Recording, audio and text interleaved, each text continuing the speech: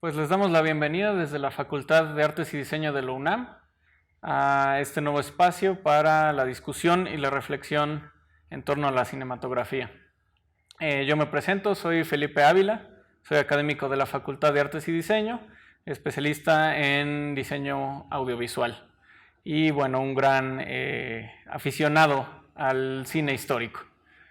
Hola, yo soy Mario Barros, soy también académico de la Facultad de Artes y Diseño, experto en análisis cinematográfico y me dedico al estudio y a la investigación del cine como soporte para la historia y también de las representaciones históricas que se dan en el cine desde hace algunos años. Y es un placer estar aquí con ustedes comentando estas interesantísimas películas. Bueno, y yo soy Juan Diego Bautista, soy realizador audiovisual, documentalista con algunas películas sobre temas alrededor de personajes y personas en la Ciudad de México y en Estados Unidos, en Fresno, que a través de su memoria, recuerdo y vida buscan contar su versión de los hechos. Entonces eso nos ha llevado también un poco a tratar de entender por qué el tema de la memoria ha sido muy recurrente en el cine y sobre todo en Latinoamérica en los últimos años. Y yo creo que es lo que al final nos ha convocado a este primer ejercicio. Entonces, bueno, a partir de un poco de ahí, pues de esta experiencia que he tenido y de estos acercamientos académicos también, hemos decidido trabajar este tema el día de hoy. Ahora, si te parece bien, coméntanos tus referencias temáticas, ¿no? El abordaje que le vas a dar. Digamos que siento que me parece que a raíz de los acontecimientos que Latinoamérica vivió o vive desde los 50, ¿no? La Segunda Guerra Mundial es un evento que reorganiza muchas cosas en términos sociales, políticos, económicos y llevó a que una serie de eventos muy violentos sucedieran en todo el territorio. Digamos, una parte clara de ello muchos podemos verlo pues en una suerte de reorganización territorial capitalista que convocó y que llevó a que se ejercieran estas violencias extremas en algunos casos en países que tal vez no las habían vivido o las habían vivido de otras formas, ¿no? El caso Colombia, Argentina, México, con distintos aspectos y en distintos contextos, sufren más o menos, creo yo, en un periodo similar estos mismos tipos de violencias. Digamos que a partir de los 2000, con la entrada más grande y para muchos clara de las democracias, ¿no?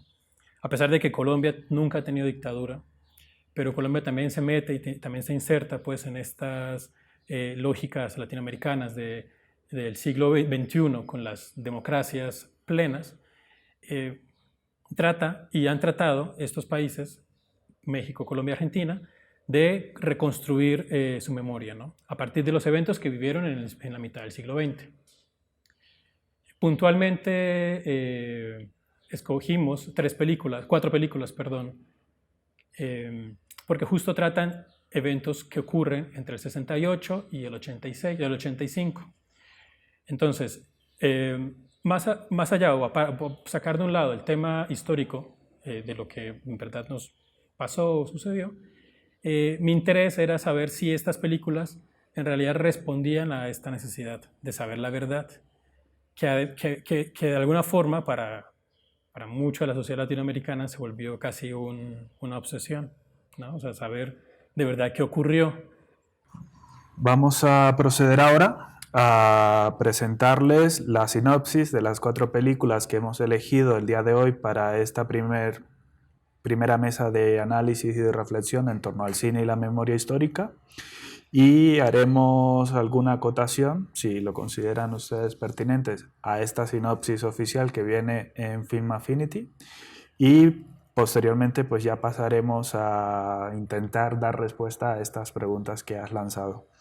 Empezando por la película que han estado comentando, La historia oficial, película de 1985 del director Luis Puenzo, que está ambientada en el año 1983 en Buenos Aires.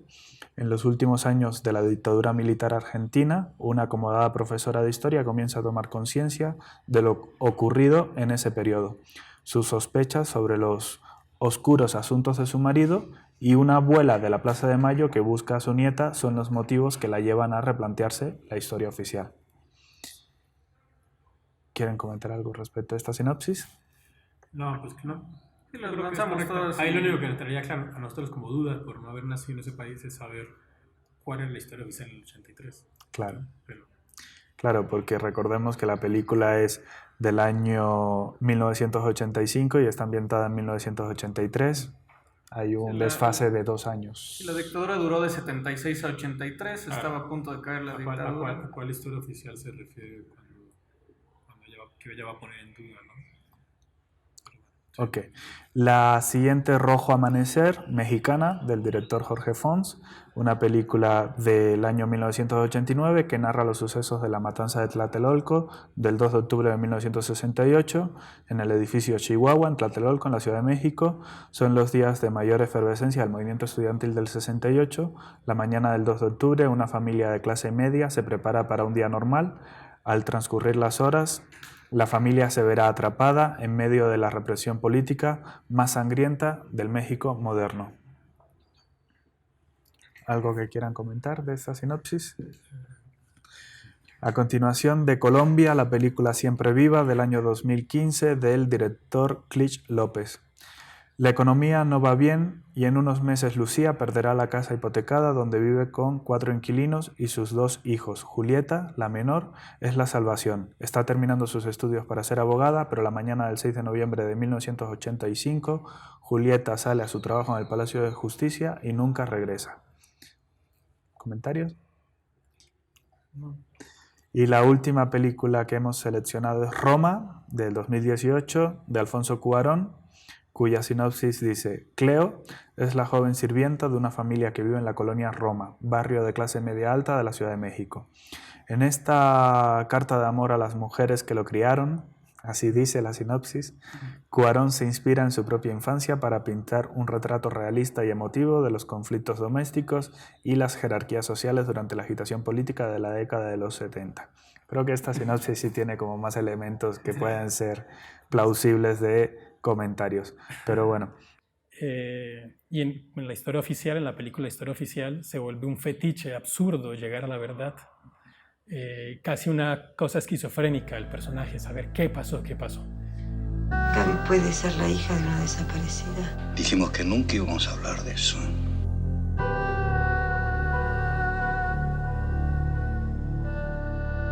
No entiendo qué te pasa. Quiero saber. ¿Qué querés saber? Digamos, la suerte de que saber si estas películas responden a esas necesidades, en mi caso me llevó pues un poco a tratar de encontrar qué hay en torno a la memoria y en torno también a la cultura, ¿no? Entonces, tomo como un poco de base o de marco conceptual lo que Svetlana Todorov escribió sobre la memoria.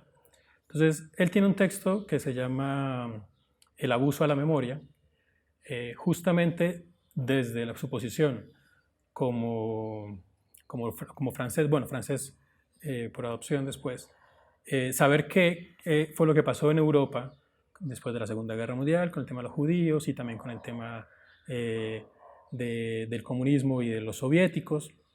Entonces, él busca llegar o busca abordar qué es el tema de la memoria.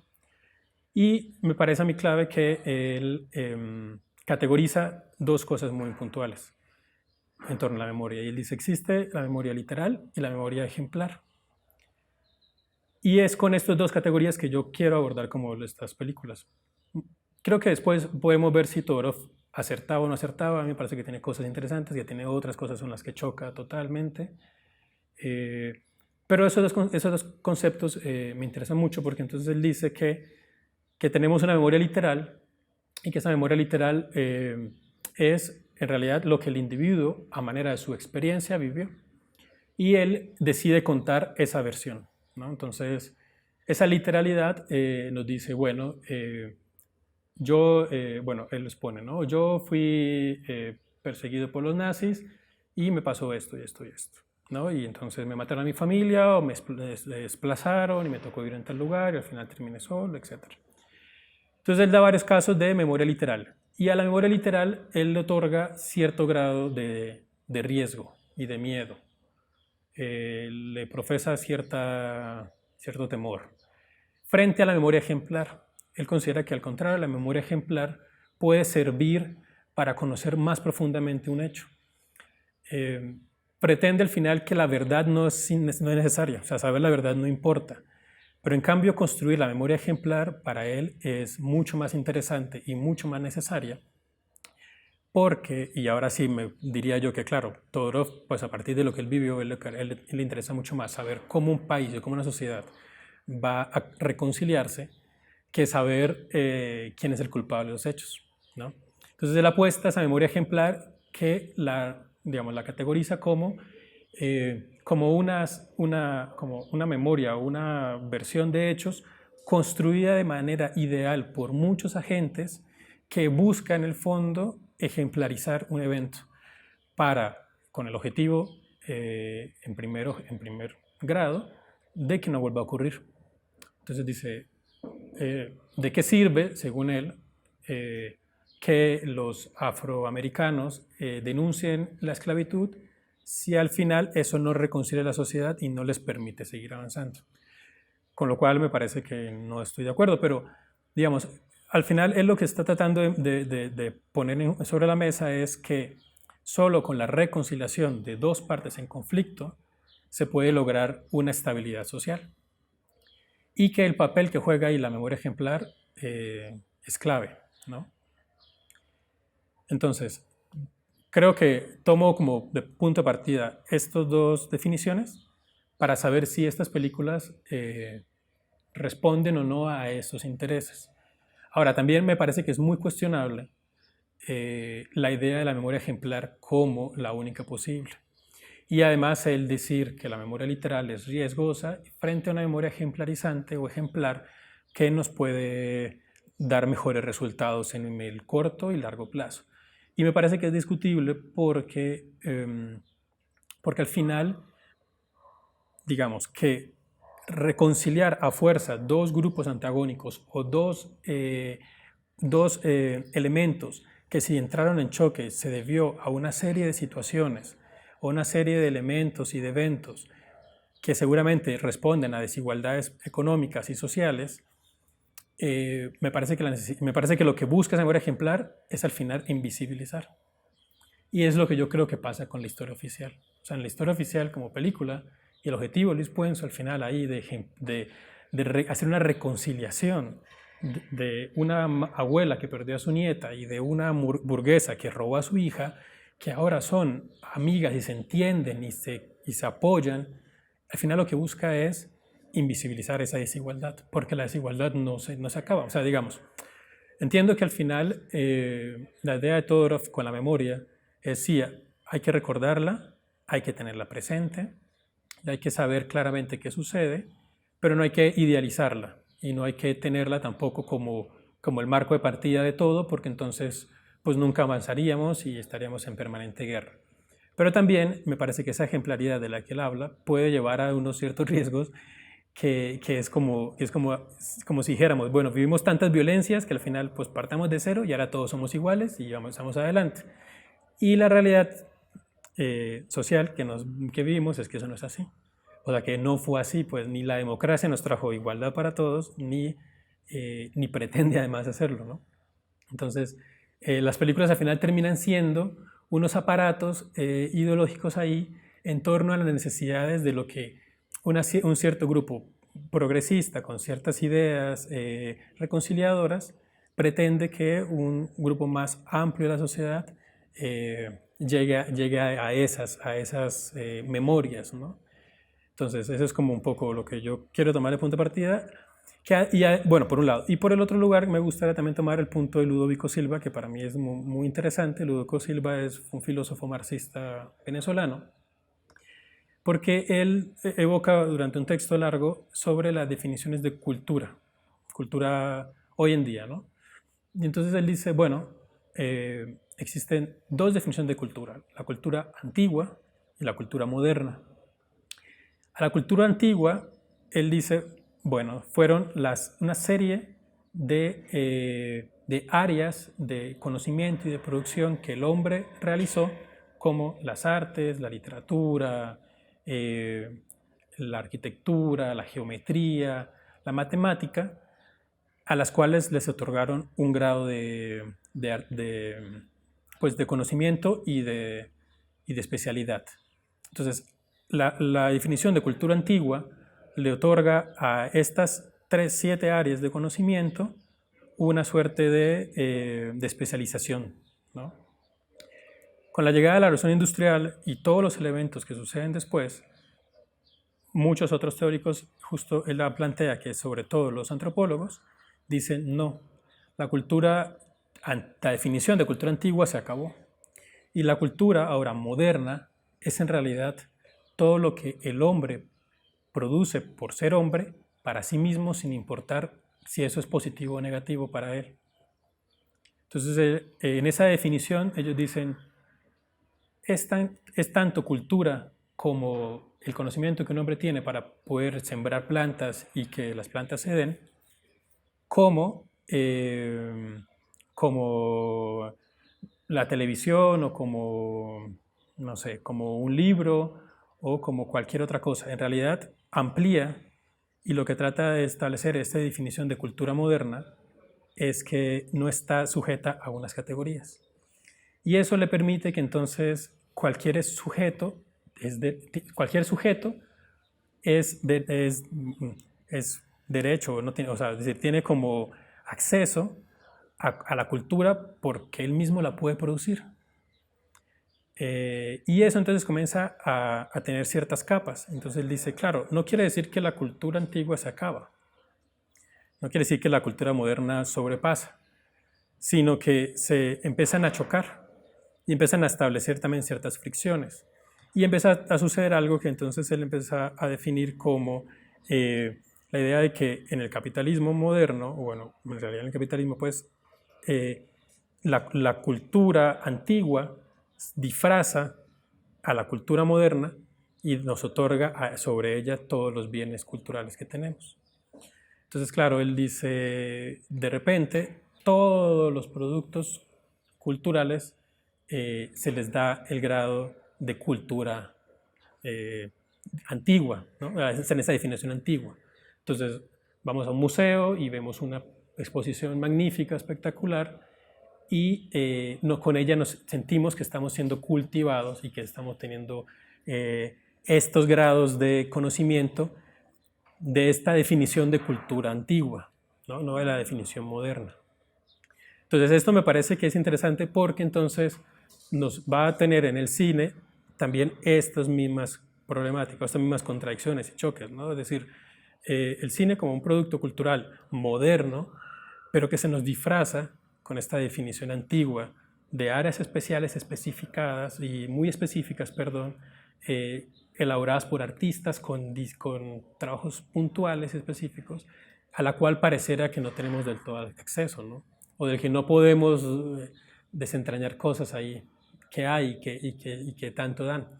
Y entonces, estas dos definiciones, estos dos teóricos, me interesan aquí abordarlos, porque entonces podemos, justo con el trabajo de la memoria literaria y memoria ejemplar, poder saber cómo se mueven estas películas sobre el tema de la memoria, y con el tema de la cultura antigua y la cultura moderna, en qué tanto estos trabajos de memoria son cultura ideológica o son contracultura. En tanto que él dice, bueno, cultura ideológica al final es la reproducción de la falsa conciencia a través de una serie de productos culturales artísticos disfrazados, en el que al final el trabajador, el sujeto, el hombre, la mujer, no logra diferenciarlos porque se nos tapan, ¿no? Se nos ponen como unas ciertas barreras para poderlos identificar. Entonces un poco es como mi punto de partida. Muy bien. Muy largo. No, estupendo. De acuerdo con lo que has señalado, yo añado otra capa más cercana a mi abordaje teórico de este tema, que proviene fundamentalmente de los estudios de cine, ¿no? Y cómo el cine, desde los trabajos de Marc Ferro en adelante, con Pierre Sorlán o Robert Rothschild, ha significado un campo muy vasto y muy interesante para el estudio de las representaciones históricas, ¿no? Y esto va muy ligado de la teoría del análisis cinematográfico y de la teoría también de las formas cinematográficas, ¿no? Tal vez como se pueden ver desde los estudios de los neoformalistas norteamericanos, ¿no? David Borwell, Christine Thompson, que nos alertan a los espectadores en general, ¿no? No dentro del ámbito académico, sino dentro del ámbito popular, que el cine no es solo la construcción narrativa de las ficciones hollywoodienses, que hay muchas otras formas de cine y eso pues está muy ligado a contextos de producción económica, modelos económicos, ¿no? Pero también a contextos sociales y políticos concretos, como los vamos a poder ver analizando estos ejemplos que hemos elegido y que se va a ver enriquecido desde luego con el marco teórico y las aportaciones que nos acabas de mencionar, pero dándole al público, ¿no? Dándole a la sociedad más herramientas de decodificación y de construcción de los significados simbólicos que encierran las películas, ¿no?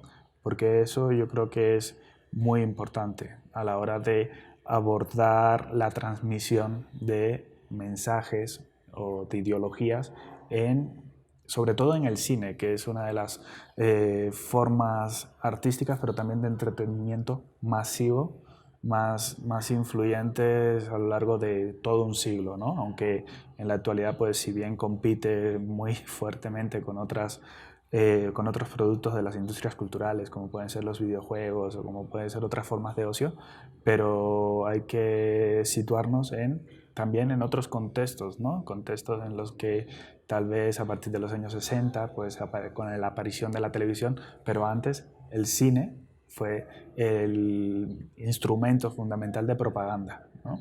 Y ya desde la Revolución Rusa de 1917, Lenin lo identificaba como el arma más poderosa para la educación de las masas, ¿no?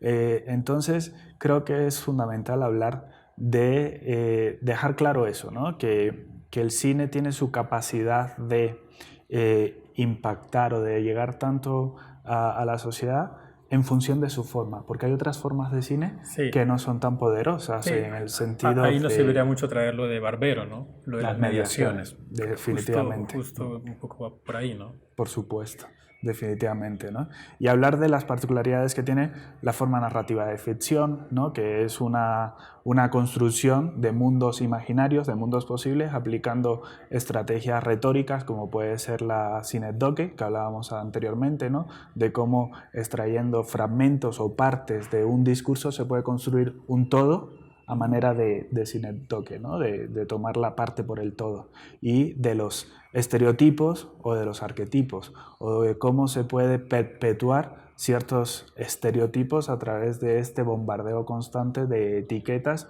en un cine pues más convencional y poco propositivo, pero según los intereses también estratégicos del que lo construye, ¿no? Porque si lo que te interesa es llegar a un público masivo, pues te interesa entonces mostrar una forma cinematográfica que sea popular, que es de la ficción narrativa, donde el espectador se puede proyectar de manera, digamos, psicoanalítica con los personajes, ¿no? Con el personaje principal y sus luchas y sus obstáculos, y todo lo que tiene que ver con la construcción de la película desde el punto de vista de la puesta en escena, de la fotografía, de la edición sobre todo, y de los demás recursos sustanciales del cine, como puede ser el sonido o la música no diegética, y todos esos elementos acompañan a esa especie de hipnotismo, ¿no? Que nos hipnotiza, y el mensaje en este estado hipnótico es cada vez penetra a capas más profundas del inconsciente, ¿no?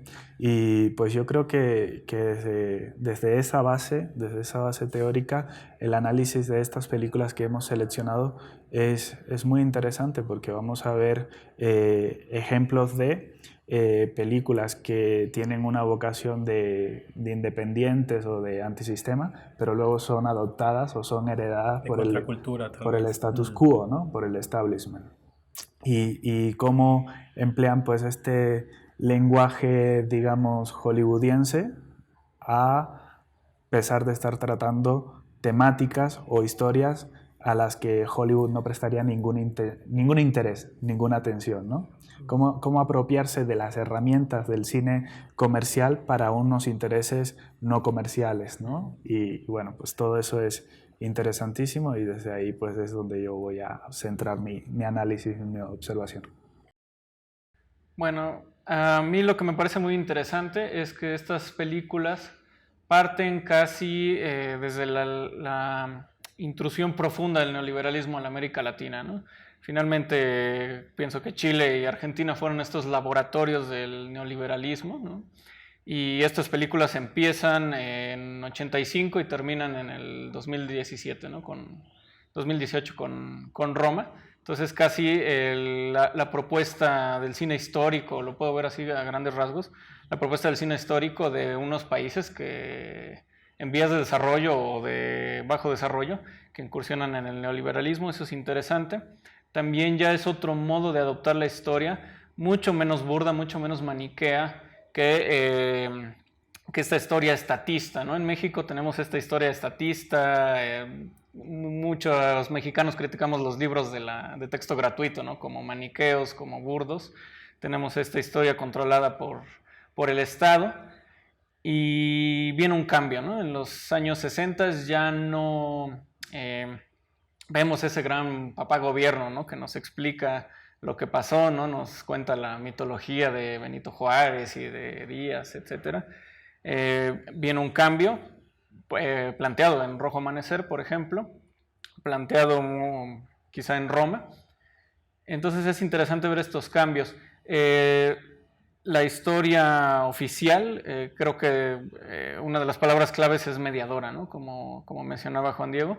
Mediadora me pareció una película mediadora, sin hacer un juicio moral sobre si debe serlo o no.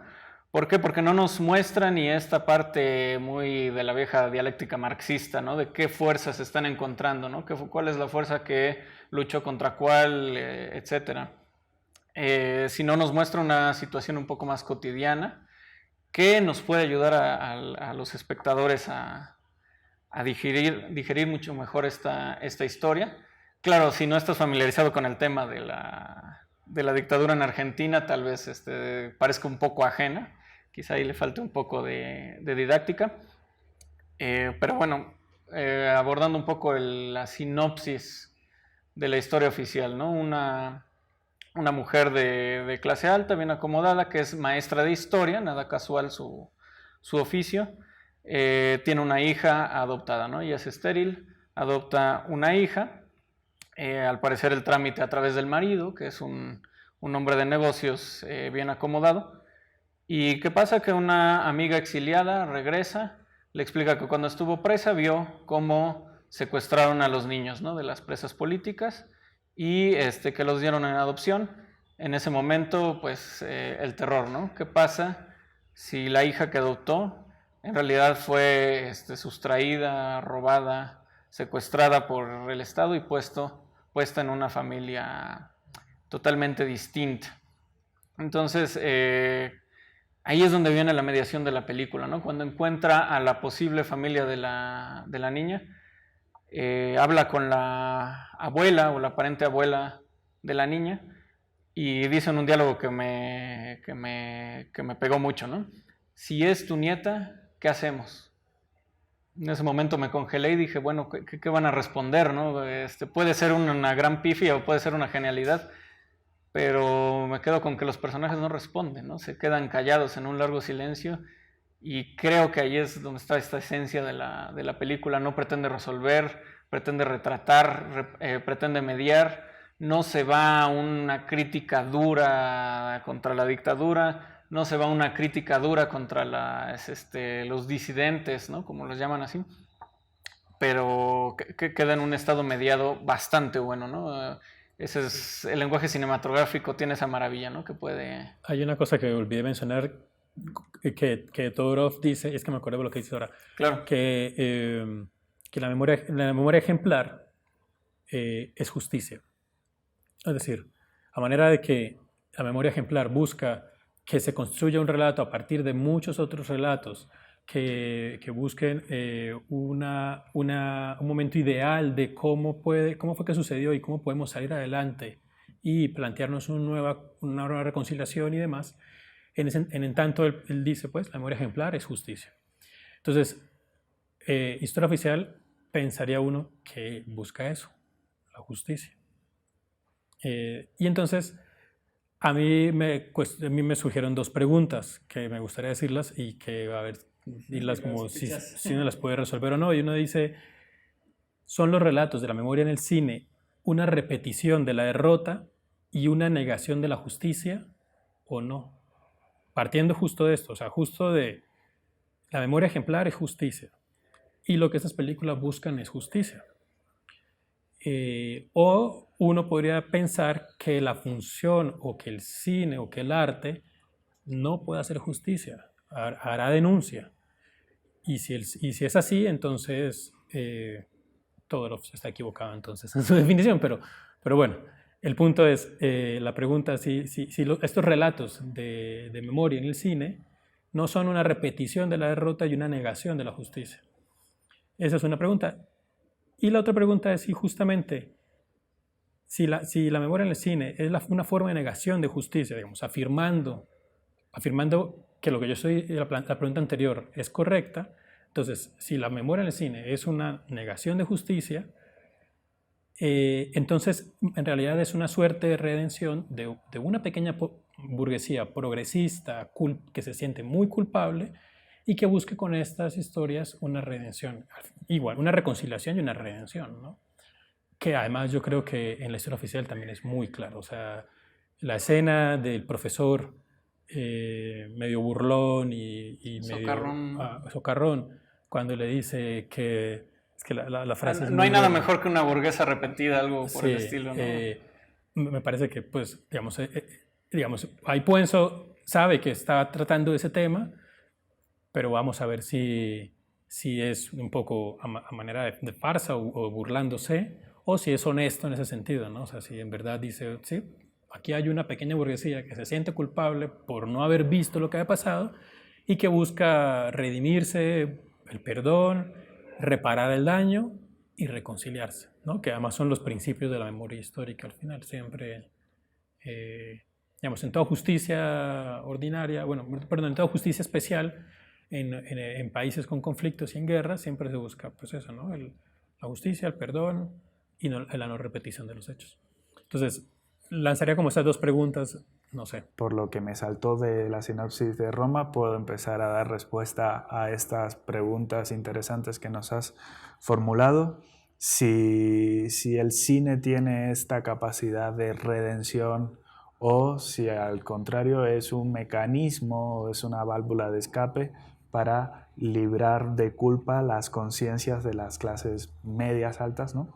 Partiendo del hecho de que el cine es una forma de arte y de expresión muy cara, el cine convencional, el cine narrativo al que responden estas 4 películas, estos 4 ejemplos, hacer una película de estas características, repito, no está al alcance de cualquiera. Se necesita una inversión, se necesita un presupuesto, se necesita un equipo de trabajo al cual solo pueden acceder cierto sector de la sociedad, digamos, acomodado, ¿no? Más en el contexto actual, ¿no? En el contexto en el que se han hecho estas películas.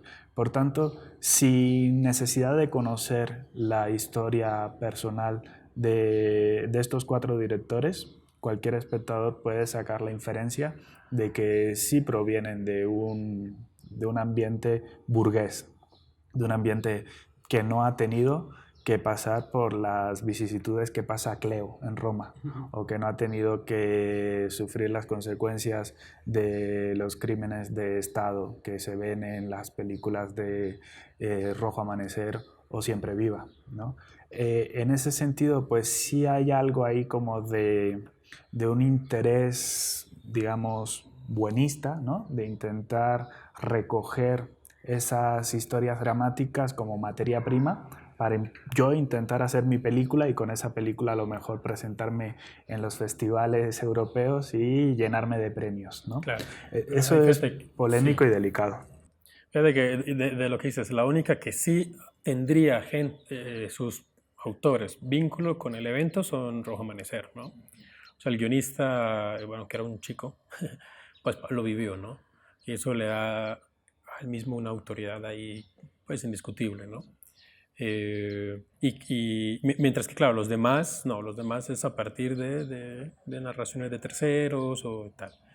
Entonces, eso sí, pues digo que creo que en Rojo Amanecer sí hay de parte de ellos un acercamiento real a lo que vivieron, pues. Yo, por ejemplo, de lo que mencionabas de entre justicia y denuncia, que me parece una conceptualización muy correcta, creo que ahí son, por ejemplo, muy distintos Rojo Amanecer y la historia oficial.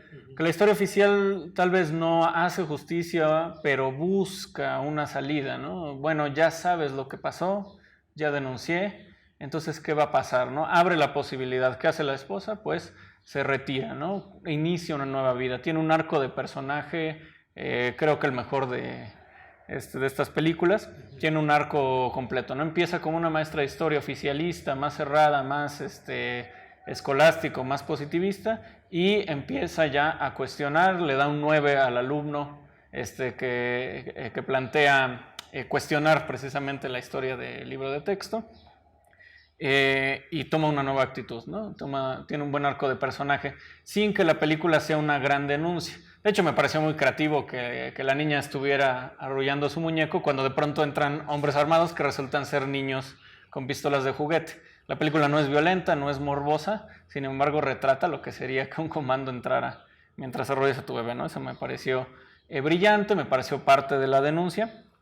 Y busca un camino de justicia. De hecho, es de las más predictoras. Lo que menciona el abuelo político, ¿no? De la niña, ¿no? el padre del padre adoptivo de la niña, le reclama a su hijo, que se ha convertido en un burgués, pues lo que nos estás haciendo, o lo que estás haciendo ahora, ¿no? De agarrarte de la dictadura para hacer dinero, pues quien lo van a pagar son los pibes, ¿no? Son los niños.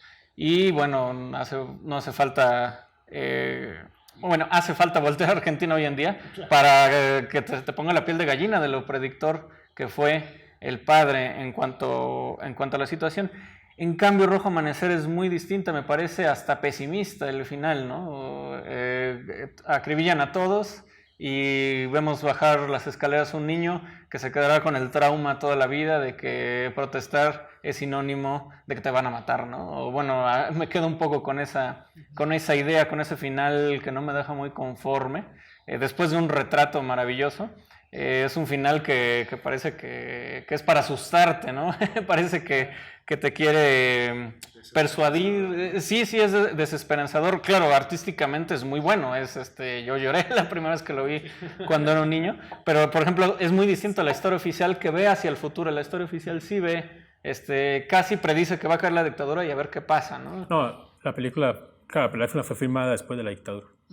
O sea, esas cosas ya las tenía. Sí, el libro se escribió en 83, no sé si antes o después de la película se filmó de la caída, ¿no? Pero sí, justo la película te ambienta en un año donde ya se siente... Sí. Yo creo que el punto, ahí tú has mencionado algo clave, ver hacia dónde se dirige el mensaje de la película, ¿no? Como si hay alguna posibilidad de salida de estos personajes que se pueden definir como personajes que son víctimas, ¿no?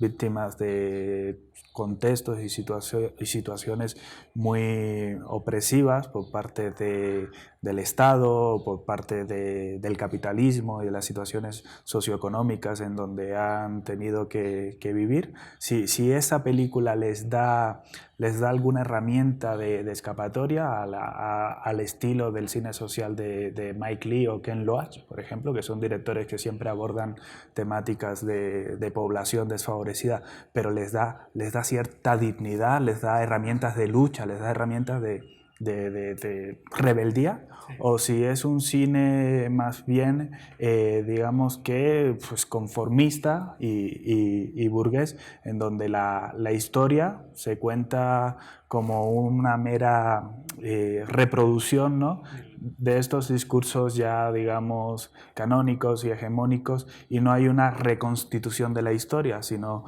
una reconstrucción de la historia, ¿no? Es usando terminologías de estos teóricos que mencioné antes, ¿no?, en la intervención. Entonces yo creo que muchos, en algunos casos, por ejemplo, para mí Roma, ese es el ejemplo más claro de reconstrucción histórica. Está intentando reconstruirla, pero en ningún caso problematiza o reconstituye o resignifica la situación de Cleo como sirvienta. Está siendo totalmente despojada de su esencia humana, individual, personal, despojada de cualquier otra cosa que no sea servir a la familia, ¿no? De hecho, al día siguiente de abortar, casi que a la fuerza se la llevan de vacaciones, ¿no?, a la playa, en donde tiene un papel ahí de heroicidad, y en ese sentido pues estás transmitiendo, y eso es muy peligroso dentro de la historia, un mensaje muy, muy delicado, ¿no?, muy peligroso, que perpetúa ciertos estereotipos que hay en México en torno a las trabajadoras que se dedican al servicio del hogar, ¿no? Es difícil, y es un análisis que hay que partir de eso, de la historia, de qué se nos cuenta, ¿no? Y si lo que se nos cuenta tiene realmente el coraje y la rebeldía de replantearse las cosas como fueron, ¿no?, y tratar de llevarlo a otro nivel, para más adelante hacer un uso que no sea el comercial del cine. No es que yo hice mi película, está basada en hechos reales, está ambientada en un contexto que sé que va a ser polémico, y como sé que va a ser polémico, pues va a traer mucha gente a las salas a ver la película por el morbo, ¿no?, de estar tratando un tema tabú, y luego yo la presento en festivales y gano 80.000 premios. O si lo que pretendes es hacer del cine un arma de discusión, de análisis, a la manera que se hacía en torno al tercer cine, ¿no?, los manifiestos cinematográficos de Getino y Solana, o el hecho de cuando en Cuba, tras el triunfo de la revolución, el cine se convirtió también en una herramienta para posicionar cuestiones que iban a ser de algún modo transformadoras de la conciencia social, ¿no?, como el hecho de que Lucía, ¿no?, una de las películas más destacadas de la cinematografía cubana, pues el valor de la mujer en la revolución, ¿no?, visibilizar el rol de la mujer. Es una película que puede contener las dos finalidades. Es una película que comercialmente funciona y se puede estrenar en salas y puede ir a festivales, pero además tiene una historia que no es burguesa, que no es conservadora, es una historia donde la mujer, el personaje femenino, pues tiene unas herramientas de complejidad muy interesantes, ¿no? En ese sentido, creo que habría que ver caso por caso, y no sería yo capaz de dar una respuesta categórica si todo el cine es redención o no, sino caso por caso, porque si hay ejemplos donde el cine... Sí, lo interesante es el ejercicio de tratar de responder. Donde el cine porque, sí por ejemplo, consigue de Roma justo pensaba con respecto a esta memoria literal y memoria ejemplar, y yo creo que justo, o sea, la película es un extremo de esa memoria literal, y ahí entonces comparto pues completamente lo que Todorov conceptualiza, y también lo que él habla de los riesgos de esa memoria literal, ¿no? Porque para él, dice, la memoria literal, el problema es que va a repetir una y otra y otra vez el mismo evento traumático sin buscar en absoluto quererlo sobrepasar o quererlo, sí, digamos, darle una suerte de solución, ¿no? Y entonces él plantea que la memoria literal al final termina siendo muy dolorosa para quien la viva, porque lo único que termina haciendo es recordándole una y otra vez que te pasó algo. Y entonces yo creo que Rojo Amanecer y Roma, y en especial Roma, es un extremo de esa memoria literal, ¿no? Es decir, la de un hombre que quiere hacer una película de los recuerdos de su infancia, que como él no es consciente de ella, de esa... Vamos, hay también otra definición que no olvidé comentar, y es la definición de memoria histórica y memoria colectiva. Básicamente, la memoria histórica es cuando hay una conciencia, el sujeto y la sociedad tienen una conciencia histórica del hecho. Y la memoria colectiva es cuando el sujeto o la sociedad recuerda un evento que puede ser o no trascendente y pasó y lo recuerda como pasó, pero esto no hay interacción ahí de por medio, ¿no? O sea, sí, recuerdo que hubo tal accidente, pues ya está, ¿no? O sea, nos pasó esto y listo. Recuerdo que pasa en la mañana, es el cosito pitando, sí, lo recuerdo. Es una memoria colectiva, ¿no? Digamos, por ejemplo, en la Ciudad de México yo creo que a muchos nos pasa, ¿no? Uno llega por primera vez y va a tener toda una serie de cosas que pasan en la ciudad y que te la recuerdan. Y entonces eso hace parte de memoria colectiva. Te recuerdan a la ciudad de la basura, que del gas, que la señora que se pone aquí, qué tal. Pero ahí no hay conciencia histórica sobre eso. O sea, digamos, sabemos que está ahí y ya está. Y yo creo que Roma es una exageración de esa memoria literal, perdón, la memoria colectiva. O sea, él recuerda la colonia de una forma y la ciudad de una forma y la reproduce fielmente, ¿no? Y eso pues es un gran acierto al final técnico que maravilla a mucha gente. O sea, por supuesto que a una persona que vivió esto, verlo le va a parecer muy grato, porque justo es esa memoria colectiva, ¿no? O sea, no, claro, yo recuerdo el tranvía, recuerdo ese cine enorme, recuerdo esto, es muy bonito, pero ahí no hay conciencia, o sea, no hay una conciencia histórica, pues, de tal. Y también hay algo que noté, después de verlo un par de veces, que yo no sé si sea una idea mía y no es así, pero siento con la escena, ahora que hablábamos cuando tú decías, ¿no? El aborto y todo esto, hay una cosa que me pareció y es que él ciertas cosas de esa memoria literal las alarga en el tiempo narrativo, ¿no? Entonces, él alarga de una manera exagerada cómo el padre llega a la cochera y es meticuloso. O sea, es una escena de 2 minutos, ¿no?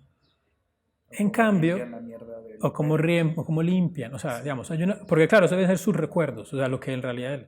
Pero cuando ya te metes a cosas más puntuales de cada uno de los personajes y el supuesto principal, que es Cleo, ahí hay unos ciertos, diríamos, hasta baches. Y a mí me llama por mucho la atención que en el momento en el que ella está con la abuela, ¿no? Con la madre de el personaje de la mamá, pues, la abuela, ¿no? Que está en la tienda y rompe fuente. Y la siguiente escena, bueno, ellas bajan del local, en realidad dura unos segundos.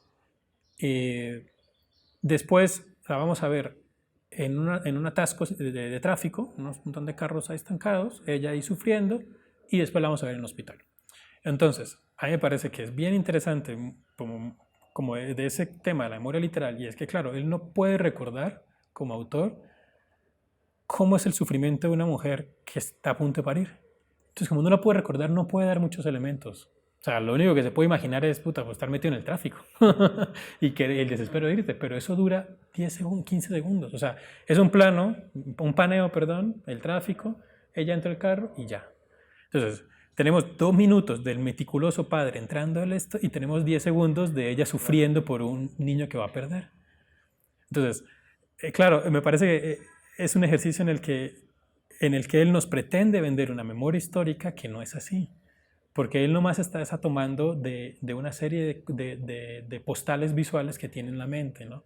Por eso yo creo que el 71, que aparentemente era lo principal de la película, termina siendo bastante superficial, ¿no? Bastante como... Sí, es muy de paisaje, ¿no? De trasfondo. Que recuerdo que cuando cuando la peli era su publicidad previa, iba a ser como, ¿no? La película que habla sobre los halcones, la película que habla del Corpus Christi, el día del Corpus Christi.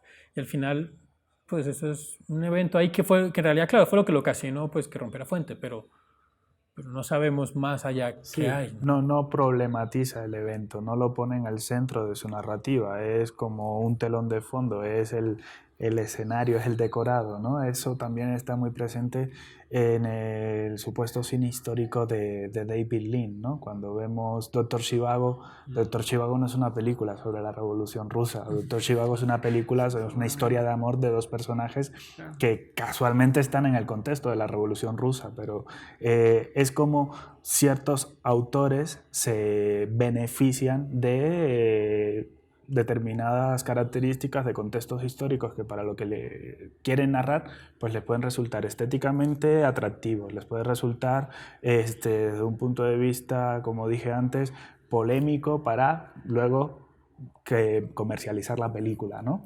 Pero otro ejemplo clarísimo es Lo que el viento se llevó. Lo que el viento se llevó no es una película sobre la guerra civil norteamericana, es una película de amor. ¿Está ambientada en la guerra civil? De acuerdo, pero no tiene nada que ver con el tratamiento que el cine le puede llegar a dar a la historia, ¿no? Como en ciertos ejemplos, a mí por ejemplo el retrato que hace Pasolini de Jesucristo en La Pasión según San Mateo, ¿no? Es una película donde sí está tomando el cineasta un rol, ¿no? Un papel de historiador, ¿no? Esta es mi visión de Jesucristo, esta es la Virgen María como yo la entiendo, como yo la veo, ¿no? Y ahí pues sí tenemos un uso distinto del arte cinematográfico o del medio de expresión cinematográfica para abordar y para tratar la historia de un modo más consciente, de un modo más, digamos, eficaz, ¿no? Para ciertos fines. Puedes estar o no a favor o de acuerdo, pero sí considerar el hecho del tratamiento histórico. Sí, y en eso Historia Oficial lo tiene claro Puenzo, pues. O sea, porque para el 85 no encuentran ningún niño. O sea, esto de las madres y las abuelas buscando a los hijos y a los nietos es algo que se va a dar hasta los 2000. O sea, él es parte del deseo, ¿no? O sea, de una ficción. O sea, evidentemente eso no hay manera de que para el 84, 83 una mujer pudiera recuperar, la abuela pudiera recuperar a su nieta. Es imposible. Bueno, no sucedió, vaya. Va sucediendo a la medida de que se van dando ciertas cosas. Entonces, claro, ahí Puenzo parte de un deseo, de una ficción en la que le permite decir, pues esto puede suceder. Digamos, sucedió, pero pudo nunca haber sucedido, o sucedió a un grupo nomás, porque esa es la otra, ¿no? Cada vez que aparece un nuevo nieto o hijo, hacen un evento, ¿no? Es decir, siguen hoy en día, 30 y tantos años después, apareciendo las personas, su identidad.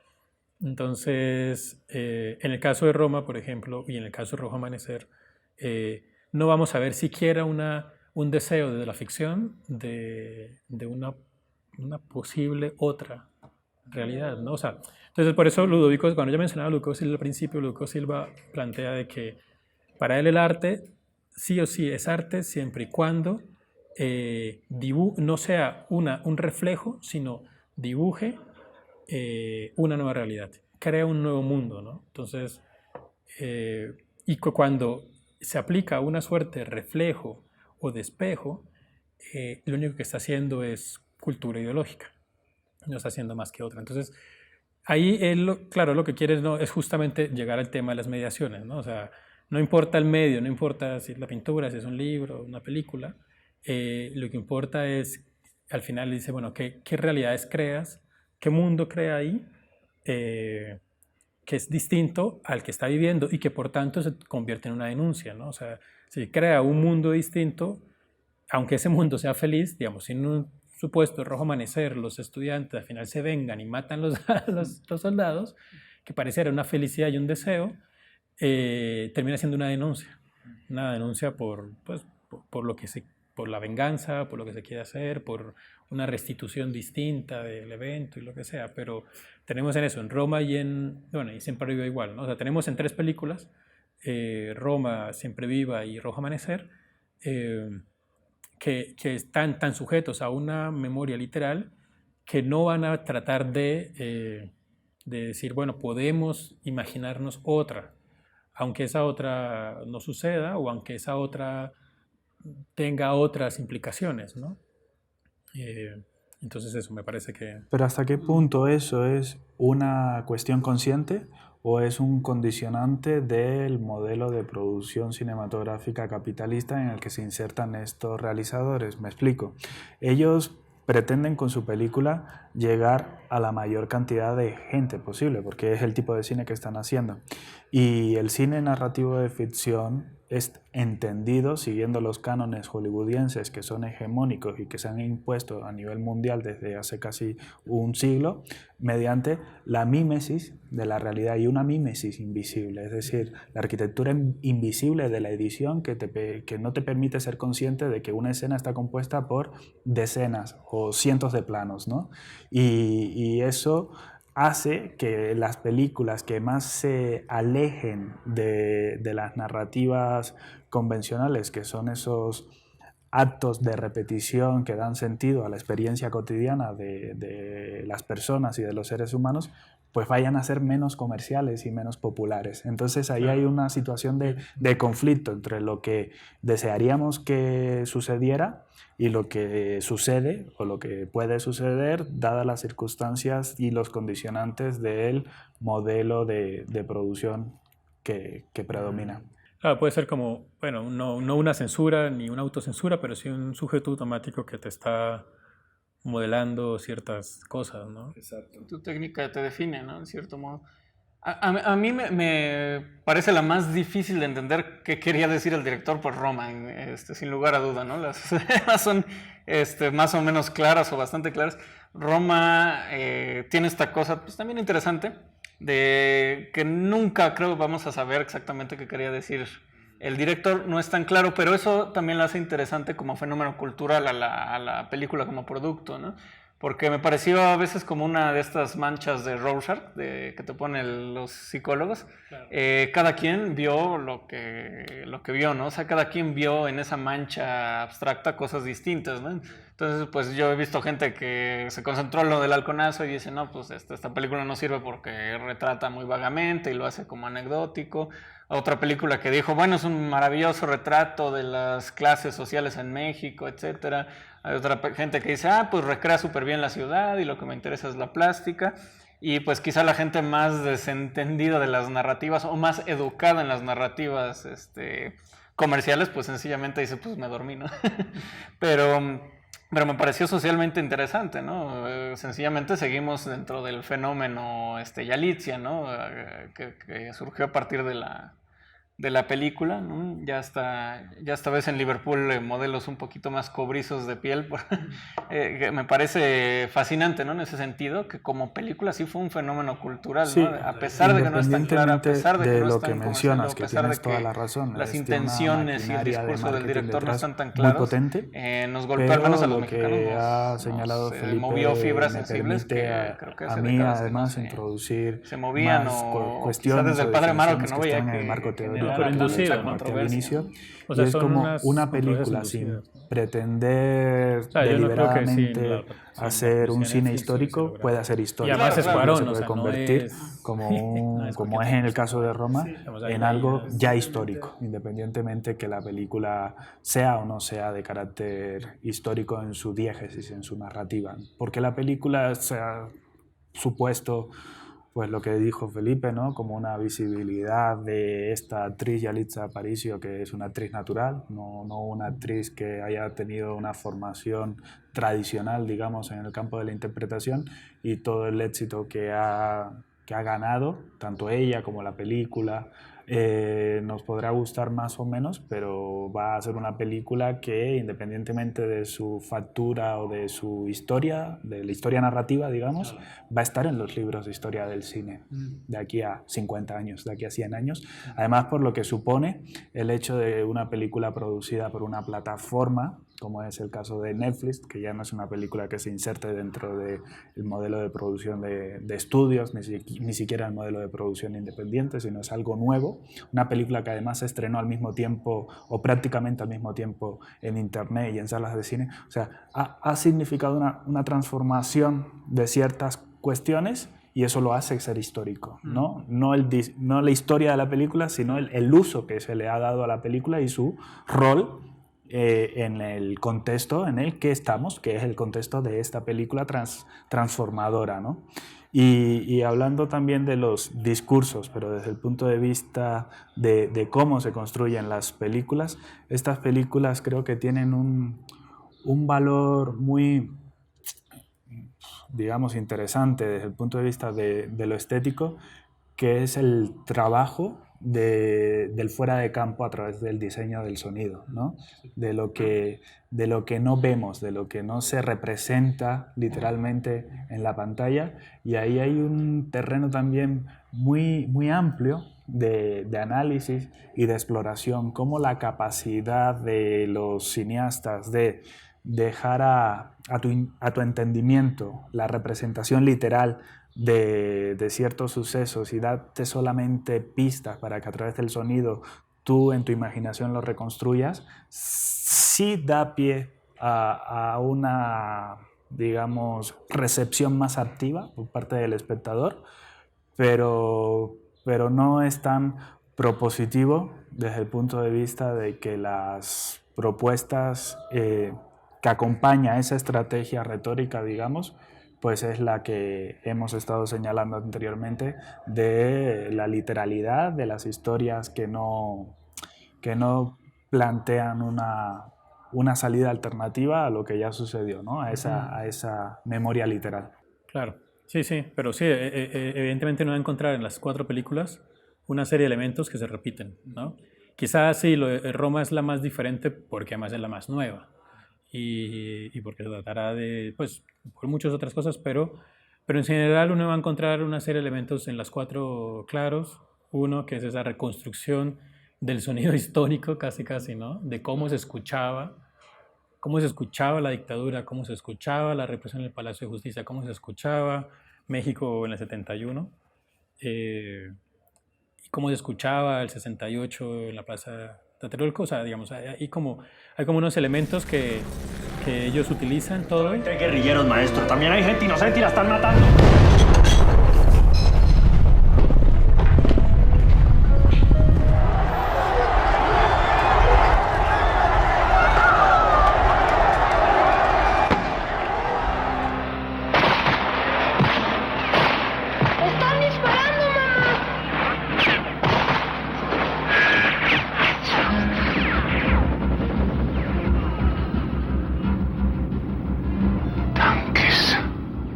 Como un elemento para contarnos lo que pasa en el exterior, porque además uno va a encontrar que al menos en 2 películas toda la historia se reproduce dentro de un espacio cerrado, ¿no? O sea, pareciera que a los latinoamericanos les produce un poco más, no sé si de morbo o qué, pero la idea de cómo vive la represión una familia adentro, ¿no?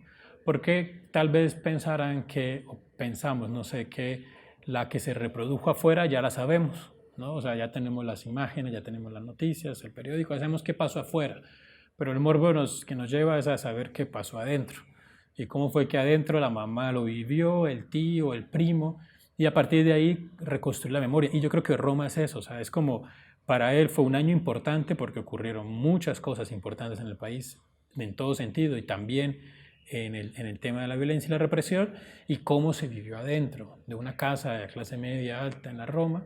Entonces, hay como patrones en común en estas películas, ¿no? La idea de que además también cada personaje representa, lo que comentaba antes, una totalidad de esta sociedad, ¿no? Entonces tienes al hombre que es irresponsable y que tiene familia y nunca está, y que seguramente es amante, que tiene amante y se va. Tiene al otro que es violento, machista y que golpea. O sea, tiene a la mujer trabajadora, más progre, más liberal. Tiene a la esposa burguesa, sí, pero con conciencia, con reconocimiento, con aceptación del otro, que permite entender más. Digamos, hay como si quisieran ellos resumir la sociedad y reducirla a una serie de personajes que nos van a dar, igual que me parece peligroso, ¿no? Porque digamos, es como querer representar a todo un país, a toda una sociedad en una serie de personas que además se vuelven a veces hasta caricatura de sí mismos, que es lo que yo creo que le pasa a Siempre Viva. O sea, Siempre Viva es una caricatura de ellos mismos todo el tiempo. O sea, Y debemos hacer una acotación que tú antes mencionabas muy interesante, que es la construcción de esos estereotipos como son entendidos en el 2015, a pesar de estar representando personajes del 85. claro, y eso también pasa en Roma. O sea, justo ese fenómeno, claro, con Historia Oficial y Rojo Amanecer no lo vamos a ver porque más o menos en películas recientes, y porque como comentaba antes, Rojo Amanecer, a estar escrita por alguien que vivió, digamos, él va a reproducir ahí en la película cosas que pues, seguramente vivió y que lo entendió y tal, ¿no? En cambio, en Siempre Viva y en Roma no tanto, en Siempre Viva más, vamos a ver unas historias contadas en un tiempo, en un momento histórico, con definiciones, conceptos y formas de pensar actuales, ¿no? Es decir, hasta en Roma aparece una idea que a mí, no sé, me da cierto temor pensar así, pero en la película, cuando la mujer está salvando a los niños de la playa y se arma ahí el árbol y todos se abrazan, ella dice, yo no la quería tener, yo quería que se muriera, yo no quería que naciera, yo no la quería, llora y plano siguiente está súper sonriendo. Y a mí me da a entender que lo que ella quería era abortar, pero como la sociedad no le permite abortar, pues no pudo, pero se dieron las circunstancias para abortar. Y esto yo creo que es como casi como analizarlo, como si analizáramos con ideas feministas de hoy, algo que ahí no pasaba, ¿no? Pero bueno, no sé, digamos, esto es una cosa que empecé a ver ahí como rara con esto, ¿no? O sea, la mujer diciendo yo no quería que naciera, lloro y plano siguiente está súper feliz y entonces a todo el mundo le dice ya te cuento y a la Adela le dice sí, ya te cuento, me fue muy bien, fue muy bueno herido y uno se queda como o sea, como fue una catarsis familiar, una catarsis del personaje en la que aceptó que pues sí, no la quería, que en verdad quería que muriera y tal. Entonces dices, bueno, está bien, ¿no? Digamos, si eso es la idea, pues qué bueno, pero nunca me lo dejaste ver en el personaje, ¿verdad? O sea, el personaje nunca se mostró, se desarrolló, se vio como que no quisiera tener un hijo, ¿no? Claro. Eso es un asunto que siempre los teóricos de la representación de la historia a través del cine alertan, ¿no? El cine histórico, cualquier película que representa un suceso o un personaje histórico, nos habla más de cómo es visto ese personaje en el momento de producción de la película que del personaje histórico al que está representando. Es decir, la visión del Napoleón que se hace en los años 50 o 60 no tiene nada que ver que las películas de Napoleón hechas en la actualidad o de Julio César o de Gengis Khan, ¿no? Y por eso es siempre un foco en el que debemos de centrar nuestra atención si no queremos llevarnos mensajes tergiversados, ¿no? El ser progre en los 80 no tiene nada que ver con la figura progre del personaje en Siempre Viva, que es un progre del 2015. Sí, la chica que desaparecen es completamente liberal, súper abierta y con unas ideas acá sociales que además me parece que en la película justo lo que quieren es eso, ¿no? O sea, porque algo que sí veo yo entre Historia Oficial y Siempre Viva es esa necesidad de reconciliación. Claro, en dos países mucho más puntuales y con mucha más violencia, en el que hubo un levantamiento armado contra el Estado y hubo una dictadura, y en el otro no hubo dictadura, pero sí hubo una violencia, terrorismo Estado muy fuerte. Parecerá que, bueno, después de, claro, estos eventos tan dramáticos, pues necesitamos reconciliarnos. Yo encuentro en Historia Oficial y Siempre Viva esta idea de reconciliación porque nos dicen que las dos partes eran malas, ¿no? Es decir, tanto los que se alzaban en armas como el Estado cometieron delitos graves, ¿no? Delitos muy graves, y entonces necesitamos reconciliarnos, y yo creo ver en estas dos películas que lo que ellos pretenden es mostrarnos cómo es ese nuevo sujeto, personaje, en la reconciliación. Entonces aquí es una chica, a pesar de que la desaparecen, ella es ese personaje que reencarna esa reconciliación en el que, claro, es muy liberal, es muy progre, pero cree en las instituciones, cree en el Estado, se gradúa de Derecho y va a trabajar en la Corte Suprema de Justicia, ¿no? Es decir, no hay personaje más representativo de eso que la misma chica que desaparece. Y en Historia Oficial también vemos lo mismo, o sea, justo como decía Felipe, la evolución de una señora aparentemente cerrada, como sin mucho criterio y con la versión que le han dicho, de repente, sin cambiar de institución, sin cambiar de contexto, ahora dice, muy bien, porque le da al chico una nueva puntuación porque ya cambió la forma como percibió ese pasado y ahora ese nuevo futuro lo va a presentar pues como mucho más abierta, mucho más inclusiva, con unas propuestas y con unas ideas mucho más amables que la de estos dictadores o la del esposo rancio, conservador y tal, ¿no? Que es violento además el hombre que le pega y tal. Sí, que Yo creo que casualmente, perdón, en Rojo Amanecer casualmente el que tiene esa curva es el papá, que eso sí es como exacto. distinta a todos los demás. Es el padre, es el hombre, es el personaje de Héctor Bonilla, ¿no? El que al ser un burócrata del Departamento del Distrito Federal, pues está muy alineado al régimen y cuando ve lo que está pasando, pues como que dice, ah, caray, ¿no? No acaba de tomar una perspectiva como en el caso de la historia oficial, pero sí es ese personaje que tiene la curva, ¿no? No, pues si quieren, para cerrar, podemos decir unas palabras, tal vez desde el marco teórico que cada cual hemos estado presentando, si, si hay respuesta a las preguntas que tú has lanzado o no, ¿no? Eso podría ser como un buen elemento de cierre. Y si no la hay, pues apuntar tal vez algunos esbozos de tu opinión personal acerca de estas preguntas, ¿no? ¿Cuál es tu postura respecto a lo que tú mismo preguntaste? Bueno, no, yo creo que igual es difícil, ¿no? Poder tratar de en poco tiempo dilucidar así rápido todo una área que hoy en día pues está muy abordada y muy estudiada, como el tema de la memoria.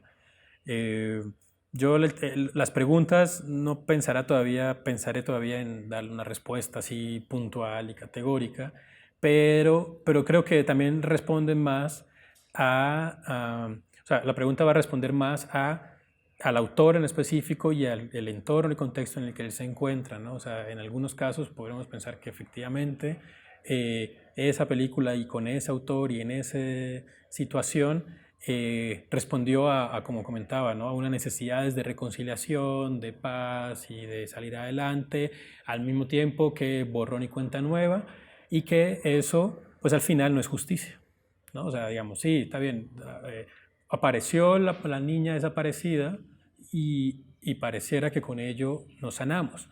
Pero después nos damos cuenta de que las condiciones que dieron para que eso sucediera no cambiaron, se siguen repitiendo. Entonces, puede decir que tal vez eso, también más bien dependiendo de cada autor y su relación con muchas otras cosas, va a ir planteando su punto de vista. Yo creo que lo que uno también debería poder empezar a definir y a ver es si estas películas responden a una contracultura, a una cultura ideológica, a unas necesidades de consumo en ese momento, ¿no? Como puede ser, como para mí Siempre Viva responde más a necesidades de consumo de la Colombia del 2015 que a una verdadera intención por saber qué pasó y por saber si a esos personajes o saber si a esas personas víctimas se les puede dar otro trato.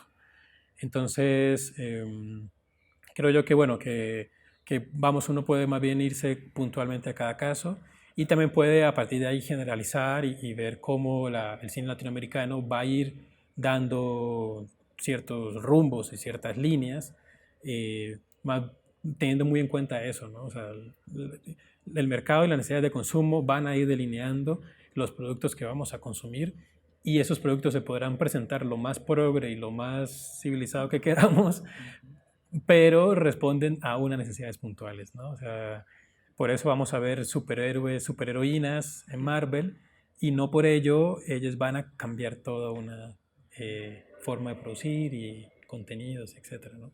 De acuerdo. Muy bien. Pues yo querría retomar una frase que es de Buñuel. En uno de los pocos textos teóricos decía que el cine puede ser una herramienta o un instrumento de cambio poderosísimo si lo maneja un espíritu libre. Lo que pasa que este espíritu libre dentro de unas condiciones industriales del cine, pues es un rara avis, ¿no? Es como una especie en peligro de extinción casi que inexistente en el cine convencional que llega a las salas de Cinépolis, de Cinemex cada fin de semana, o en las películas que se cuelgan en Netflix para que la gente consuma, pues casi no vamos a ver ejemplos de un cine más propositivo que sirva para lo que hemos estado aquí mencionando acerca de la redención y de un uso, digamos, del cine orientado hacia una reconciliación social. Pero no significa que ese cine no exista, ¿no? El trabajo que han hecho ciertos autores, como por ejemplo Leobardo Oscar Menéndez o este otro director mexicano, ¿cómo se llama? Se me olvidó el nombre ahora. No, Luis Lupone, que ha hecho trabajos con pueblos indígenas, llevándoles a ellos la posibilidad también de autonarrarse, autorretratarse, nos habla de otro uso del cine como una herramienta puesta a disposición, puesta al servicio de aquellos sujetos que han estado históricamente o minimizados o marginados o invisibilizados, ¿no? Entonces, una representación desde el yo y no de tercera persona, no desde el ellos, ¿no? Un tipo de cine, digamos, más expresivo y más performativo, ¿no? En el cual pues nos alejamos un poco de la lógica de consumo capitalista del cine como elemento y objeto de entretenimiento y empezamos a ver el cine como herramienta, no para festivales y salas comerciales, sino como herramienta también para que se preserve, para que se problematice una memoria colectiva o una memoria histórica o una autorrepresentación de individuos y comunidades marginadas o minimizadas, ¿no? Eso es más, yo creo, de más tarea o más trabajo de trabajadores sociales o de activistas o de artistas que de la industria cinematográfica que conocemos, ¿no? La industria cinematográfica que conocemos va a seguir sacando este tipo de productos aparentemente polémicos, pero siempre pues con una finalidad detrás perversa, pero que es la de el recuperar la inversión y tener beneficios y ganar premios, ¿no? Por tanto, como bien señalabas, hay que hacer el análisis caso por caso, pero también ampliar nuestra búsqueda a otras formas de cine. Bien, pues yo soy de la opinión que efectivamente los costos y las complicaciones de la producción cinematográfica pues te someten a seguir ciertos discursos o hacerlo pues a modo de quien controla estos medios, no por eso se pierde el 100% de la libertad. Y bueno, también está sometido a las corrientes históricas que imperan hoy en día, ¿no? Los todavía fuertes empujes de la visión del materialismo histórico, de la dialéctica, que vienen del siglo XIX, o visiones más modernas, ¿no? Como Foucault, que decía que la historia es un caleidoscopio imposible de descifrar, y entonces pues hay películas que ya no se fijan en la gran historia, sino en pequeñas partes o microuniversos, como Siempre Viva o Rojo Amanecer, y bueno, hay absurdos tan grandes como, o para mí absurdos tan grandes como seguir la corriente de Fukuyama, ¿no? Que la historia ya terminó, que ya no se mueve, ¿no? Que se movió, pero hoy ya no existe. En fin, está sometido el cine, no se salva obviamente de todas estas tendencias y de los historiadores oficiales, ¿no? de cada nación, pero finalmente pues, es un importante reflejo de la época en que vivimos, ¿no? Para entender nuestra actualidad hablamos de lo que pasó antes, ¿no? Y eso retrata la propia actualidad, ¿no?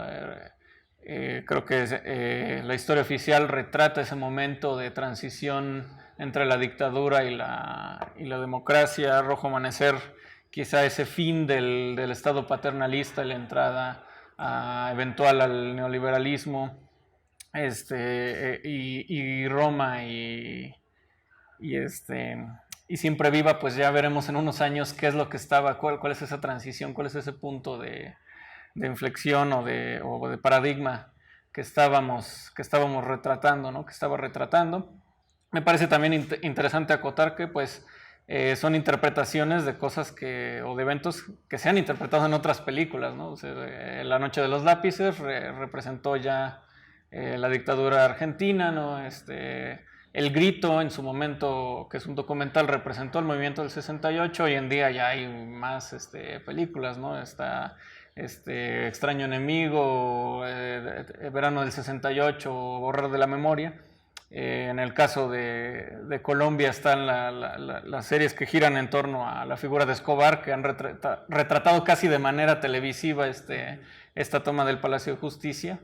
Y bueno, me parece que la única película que conozco que retrate el halconazo fue la del Bulto, ¿no? Que también es una película interesante de ver. Siempre se amplía la visión, ¿no?